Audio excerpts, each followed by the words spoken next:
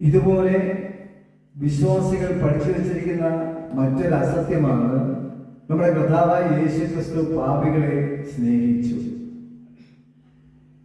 യഥാർത്ഥത്തിൽ പരീശന്മാരും പണ്ഡിതന്മാരും ശാസ്ത്രിമാരും യേശുവിനെ പരിഹസിച്ച്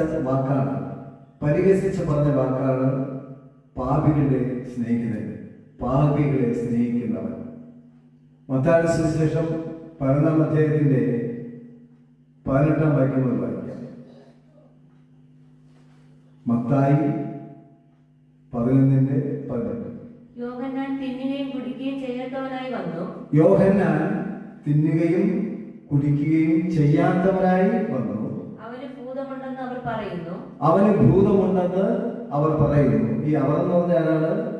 ക്രിസ്തുവിന് വിരോധമായി, സത്യത്തിന് വിരോധമായി നിൽക്കുന്ന പരീശന്മാരും പണ്ഡിതന്മാരും ശാസ്ത്രന്മാരും അന്നത്തെ പുരോഹിതന്മാരും യഹൂദന്മാരും വായിക്കുന്നു. മനുഷ്യപുത്രൻ തിന്നും കുടിച്ചും കൊണ്ടുവന്നു. മനുഷ്യപുത്രൻ തിന്നും കുടിച്ചും കൊണ്ടുവന്നു. തിന്നിയും കുടിയനുമായ മനുഷ്യൻ ചുങ്കക്കാരുടെയും പാപികളുടെയും സ്നേഹിതനെന്ന് അവർ പറയുന്നു. നോക്കൂ, നമ്മുടെ കർത്താവായ യേശു ക്രിസ്തുവിനെ പരിഹസിച്ച് പറഞ്ഞ വാക്കാണ് ചുങ്കക്കാരുടെയും പാപികളുടെയും സ്നേഹിതനാണ് യേശു. അത് ഇന്നും സഭകൾ പറഞ്ഞുകൊണ്ടിരിക്കുന്നു. എന്താണ് പറയുന്നത്? നമ്മുടെ കർത്താവായ യേശു ക്രിസ്തു പാപികളെ സ്നേഹിക്കുന്നു എന്നാണ്. യഥാർത്ഥ സത്യം എന്താണ്? എബ്രായലേഖനം 7-ാം അധ്യായത്തിന്റെ 25 വാക്യം വായിക്കാം. അതുകൊണ്ട് താൻ മുഖാന്തരമായി ദൈവത്തോട് അടുക്കുന്നവർക്ക് വേണ്ടി പക്ഷപാതം ചെയ്യുവാൻ സദാ ജീവിക്കുന്നവനാകയാൽ അവരെ പൂർണ്ണമായി രക്ഷിപ്പാൻ നമ്മുടെ കർത്താവായ യേശു ക്രിസ്തു പ്രാപ്തനാകുന്നു. ആ യേശു ക്രിസ്തുവിനെ കുറിച്ച് പറയുന്നത് ഇങ്ങനെയാണ്: ഇങ്ങനെയുള്ള മഹാപുരോഹിതനല്ലോ നമുക്ക് വേണ്ടത്. പവിത്രൻ, നമ്മുടെ കർത്താവായ യേശു ക്രിസ്തുവിനെ പറയുന്നതാണ്. പവിത്രൻ, നിർദോഷൻ, നിർമ്മലൻ, പാപികളോട് വേർവിട്ടവൻ, സ്വർഗത്തേക്കാൾ ഉന്നതനായി തീർന്നവൻ. ദൈവത്തിന് മഹത്വം ഉണ്ടാകട്ടെ. ഇവിടെ പറയുന്നത് പാപികളിൽ നിന്നും വേർവിട്ടവൻ. നമ്മുടെ കർത്താവായ യേശു ക്രിസ്തുവിനെ കുറിച്ച് പറയുന്നതാണ് പാപികളിൽ നിന്നും വേർപെട്ടവൻ എന്ന് പറഞ്ഞാൽ പാപത്തെ ഇഷ്ടപ്പെടാത്തവൻ. നമ്മൾ പഠിക്കുന്നത് എന്താണ്? പാപത്തെ ഇഷ്ടപ്പെടുന്നവൻ, പാപിയെ സ്നേഹിക്കുന്നവൻ. എന്താണ് യാഥാർത്ഥ്യം? യാഥാർത്ഥ്യം ഇതാണ്: നമ്മുടെ കർത്താവായ യേശു ക്രിസ്തു പാപികളെയോ പാപത്തെയോ ഇഷ്ടപ്പെട്ടിരുന്നില്ല. എന്നാൽ മാനസാന്തരപ്പെട്ടു വന്ന പാപികളെ യേശു സ്വീകരിച്ചു, സ്നേഹിച്ചു. അതാണ് സത്യം.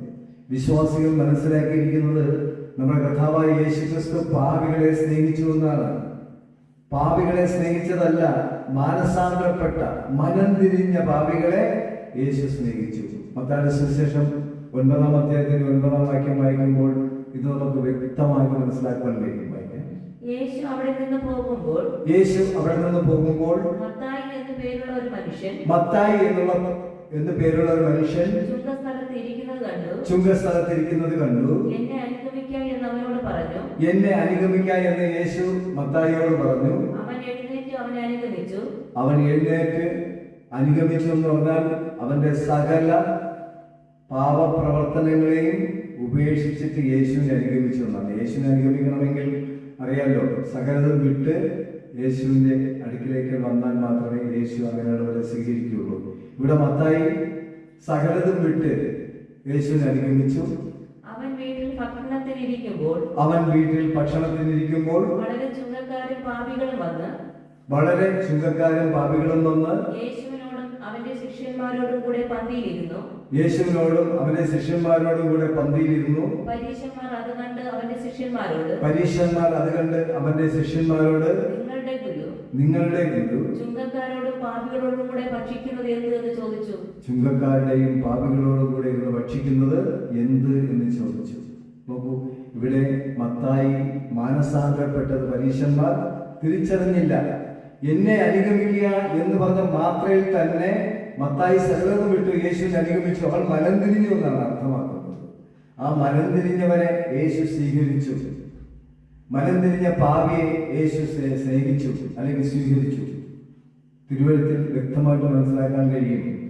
പാപത്തിന്റെ പ്രവർത്തികളിൽ നിന്നും മനം തിരിയുന്നവരെ യേശു സ്വീകരിക്കുന്നു, ഒരുപക്ഷെ സ്നേഹിക്കുന്നു. അല്ലാതെ പാപിയെ യേശു സ്നേഹിച്ചിട്ടില്ല. അങ്ങനെയാണെങ്കിൽ പാപത്തെ ഇഷ്ടപ്പെടാത്തവനാണ് നമ്മുടെ കർത്താവായ യേശു ക്രിസ്തു, അല്ലാതെ പാപത്തെ ഇഷ്ടപ്പെടുന്നവരല്ല.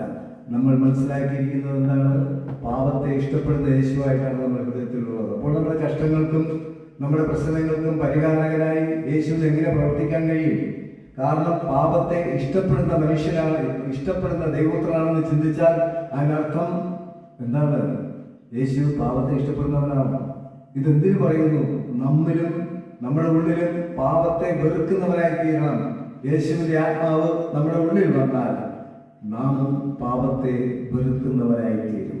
അതുകൊണ്ട് യേശു പാപത്തെ സ്നേഹിക്കുന്നവൻ എന്നുള്ള അല്ലെങ്കിൽ പാപിയെ സ്നേഹിക്കുന്നു എന്നുള്ള തെറ്റായ പഠനം മാറ്റിയിട്ട് പാപിയെയും പാപപ്രവൃത്തികളെയും വെറുക്കുന്നവരാണ് എന്ന് നമ്മൾ ചിന്തിച്ചു തുടങ്ങുമ്പോൾ തന്നെ നമ്മുടെ ഉള്ളിൽ യേശുവിന്റെ ആത്മാവ് വ്യാപരിക്കുന്നുവെങ്കിൽ നാമും അതുപോലെ പാപത്തെ വെറുക്കുന്നവനായിരിക്കും. നമ്മുടെ കുടുംബത്തിലുള്ളവർ പാപം ചെയ്താൽ അത് പാപമായി തോന്നില്ല.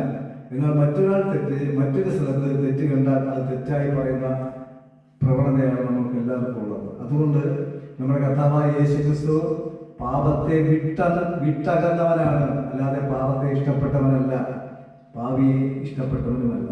മാനസാന്തരപ്പെട്ടു വരുന്ന പാപികളെ യേശു സ്നേഹിച്ചു, യേശു പരിപാലിച്ചു.